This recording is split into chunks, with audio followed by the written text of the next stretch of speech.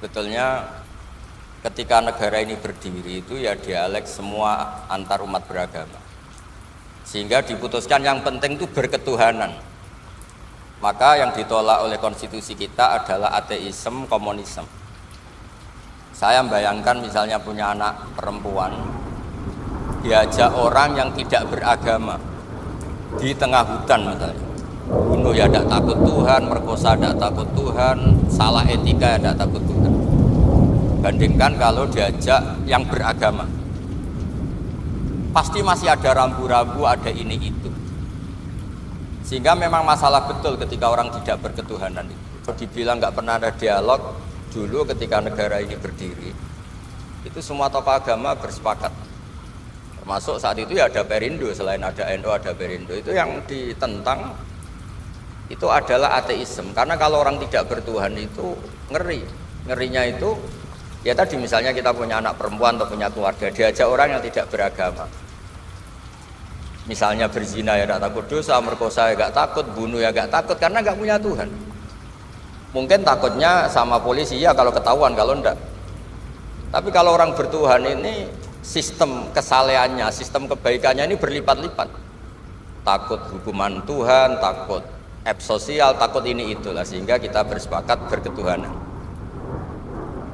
Lalu kedua, ada beberapa kejadian nyata di beberapa negara yang fahamnya itu tidak bertuhan, itu bekas kondom atau bekas apa dipakai lagi, didaur ulang. Bahkan tinja yang bisa dikelola jadi bahan makanan.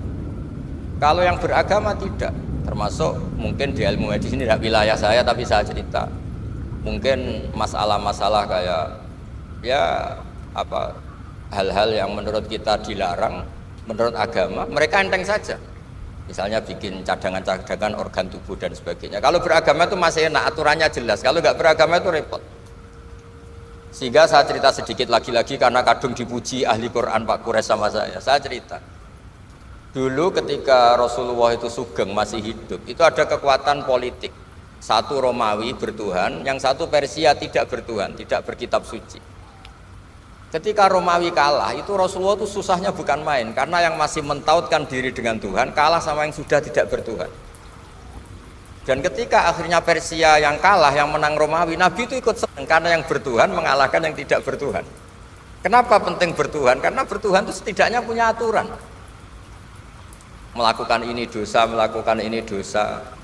Empati sama fakir miskin itu ibadah. Semua agama pasti sama di tema-tema seperti itu. Sehingga berketuhanan ini penting sekali, kata Pak Kores tadi, berketuhanan itu luar biasa.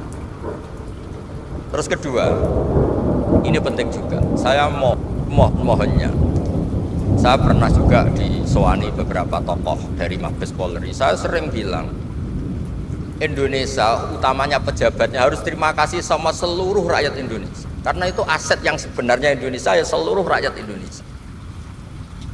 Saya cerita, satu cerita ini hadis sahih di Bukhari, gak bisa dipertentangkan. Ini hadis sahih di Bukhari, di Muslim. Di antara yang diapresiasi Allah itu adalah potensi jahat kita tidak menjadi, tidak kita wujudkan. Kalau seluruh rakyat Indonesia, tidak usah seluruh, seperempat kita ini maling semua. Itu negara miskin kok, karena biayai kita di penjara 2 tahun, 3 tahun. Separuh kita mentalnya membunuh, habis Indonesia. Seperempat saja, sepertiga saja, 1/8 saja punya mental killer, itu habis Indonesia. Ketika rakyat kita, ketika tetangga kita, masyarakat kita tidak melakukan kejahatan, itu ketertiban yang sejati.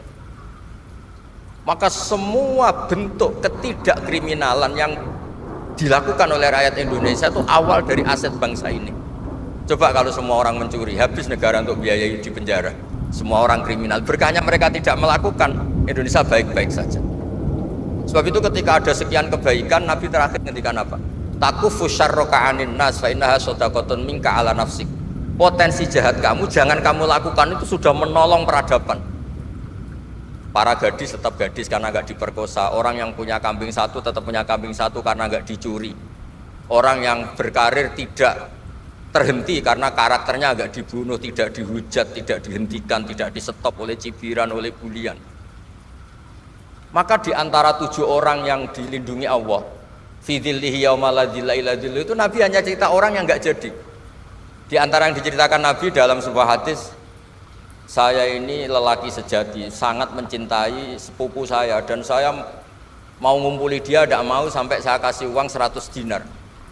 Setelah saya kasih 100 dinar, saya ingin ngumpuli dia dengan cara salah tentu. Dia gak mau dan berpesan la tafuddal khatam illa bihaqqi. Kamu jangan ngumpuli saya sebelum nikah. Singkat cerita, pemuda ini gak jadi melakukan hal yang nista, yang gak benar. Itu sama Allah dijadikan wali, berkahnya nggak jadi. Jadi kalau potensi kejahatan kita tidak menimpa orang lain itu sudah luar biasa.